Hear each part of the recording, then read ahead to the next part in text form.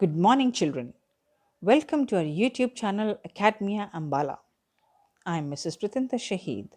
Today, we will do the chapter from the book Honeydew. The name of the chapter is The Best Christmas Present in the World. But before that, let me introduce you to the author. Sir Michael Morpurgo was an English book author, poet, playwright, and lyricist. He is best known for writing children's novels.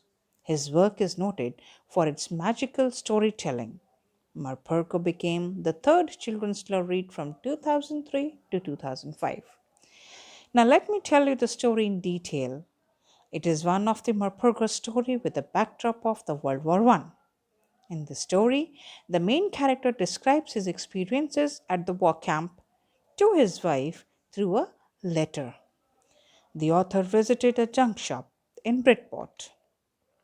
He had spotted a roll top desk in this shop and he wanted to buy it.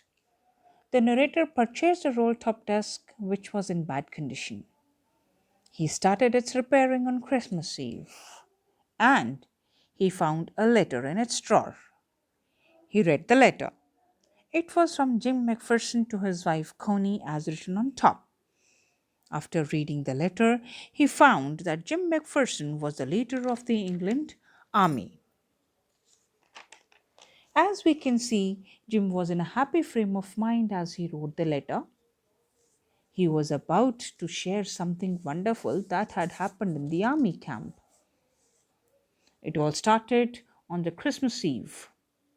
On this particularly quiet and beautiful Christmas morning, something wonderful had happened. As the crew was standing in the trenches, one of them saw a white flag being waved from the trenches of the German side of the army. Now, a white flag stands for peace, so it was a clear indication that the German had called for peace with them. They heard the Germans wishing them Merry Christmas. Initially, the English army was too surprised to react, but eventually responded by greeting them back. Jim and his crew were not expecting anything else to happen, but that's where they were wrong. Suddenly, someone from the German crew walked up to them with a white flag. Jim ordered his crew not to shoot, and so no one did. Then there was another Fritz walking towards them, followed by more. Initially, they thought it was a trick by the German army, but then they saw one of Germans waving a bottle above his head. He announced that it was Christmas Day and they must celebrate with schnapps and sausages. By then, there were dozens of Germans walking in towards them unarmed. The first one to approach them was little Private Morris. You see, Jim was the officer of the English army, so he thought it was his duty to stop his troops there and then. But he did not. Jim saw men from his own crew and the German crew walking towards each other and exchanging pleasantry, and without much thought, he too joined them. First, the German walked up to Jim and his crew to celebrate Christmas. Then, they made peace with them in the middle of the war. Naturally, when the German officer walked up to Jim and greeted him, Jim was speechless. The German officer introduced himself as Henswolf from Dusseldorf. Now, Henswolf was an interesting fellow. He even played the cello in the orchestra. Jim too introduced himself and said that he was a school teacher from Dorset, a place in the west of England. Later, over drinks and sausages, Henswolf said that he knew Dorset very well. He spoke almost perfect English. Jim and Hans chatted about many things. Jim was amazed to see that the Germans, along with his crew, were smoking, laughing, talking, drinking, and eating. Jim even shared his precious and wonderful Christmas cake, which his wife had sent with Henswolf. Hans thought that the marzipan that he tasted was the best one so far, and so did Jim.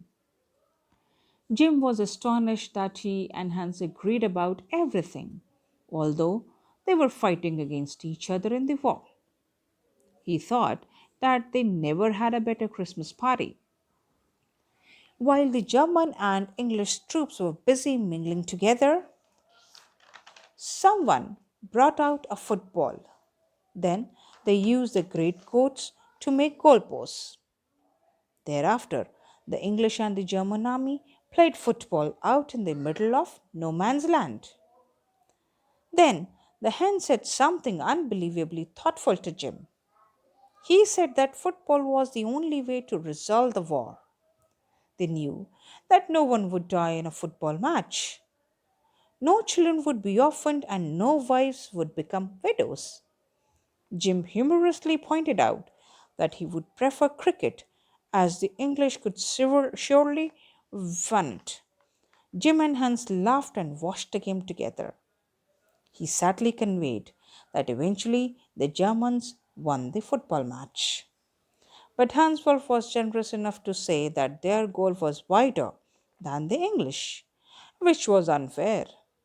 Then the time came when they had to depart. The game was over, and so were schnapps, the rum, and the sausages. Before leaving, Jim and Hans wished each other.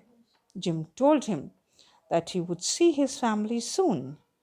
They saluted each other and departed. For Jim, it was a time that he would treasure all his life. But Jim was also aware of the fact that during the next Christmas, this war would hold nothing but terrible memories. He was sure of one thing, and that was men in both the armies longed for peace. Jim ended his letter with a hope that they would meet soon. Now we are back to the author.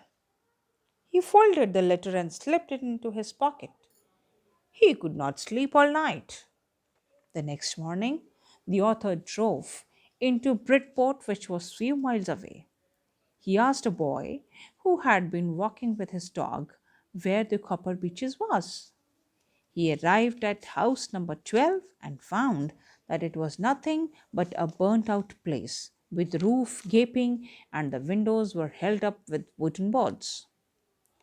He knocked at the house next door and asked if anyone knew the whereabouts of Mrs. Macpherson. The man who answered the knock knew Mrs. Macpherson. He told the author that she was a lovely old lady, but a bit mentally disturbed.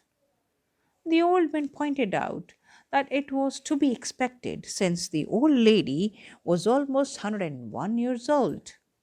The author also learned that she had been present in the house when it had caught fire, and people assumed that was because of the candles she used. Now, Mrs. Macpherson used more candles because she felt that electricity was too expensive. Eventually, she was rescued by firemen, and now she was in a nursing home at Burlington House on the Dorchester Road, on the other side of the town. The author could easily locate Burlington House nursing home. The hallway was decorated with paper chains. A Christmas tree was placed on the corner with the crooked angel on top, and the author introduced himself as Mrs. Macpherson's friend, that he had come to bring her a Christmas present. The author saw that everyone in the dining room was wearing a paper hat and singing. The matron, too, had a hat on and seemed happy enough to see the author. She even offered him a mince pie. As they walked along together the corridor, the matron told him that Mrs. Macpherson was allowed to rest since she was not in a good frame of mind that day. She also told the author that she had no family or visitor.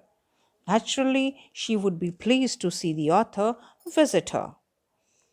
The matron led the author to a room with wicked chairs and potted plants all around and left him there.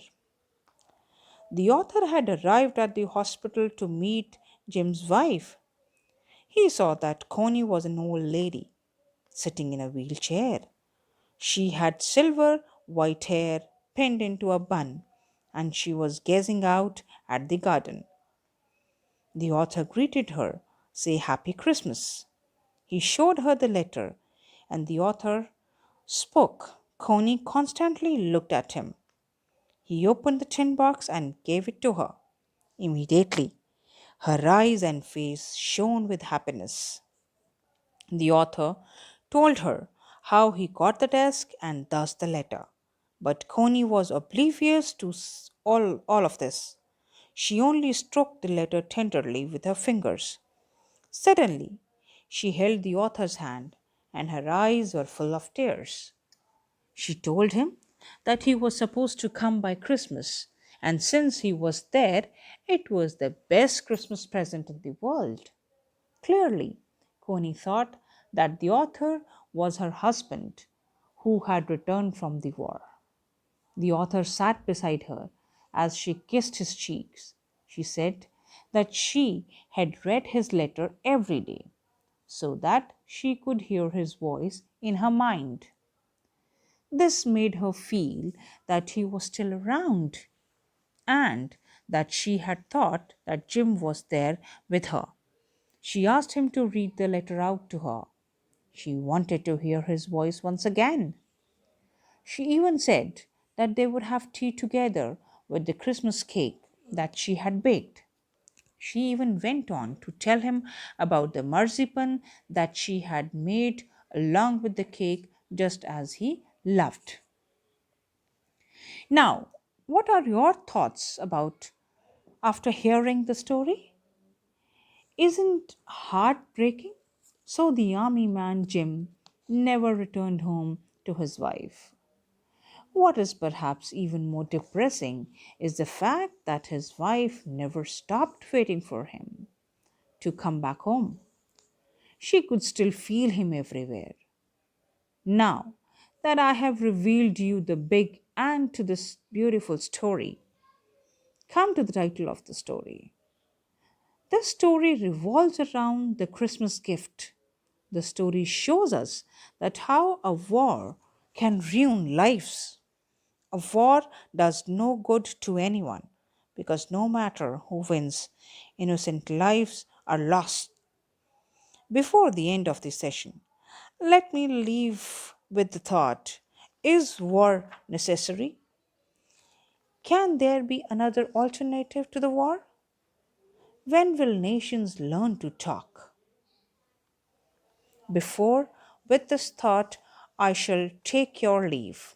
Have a nice day.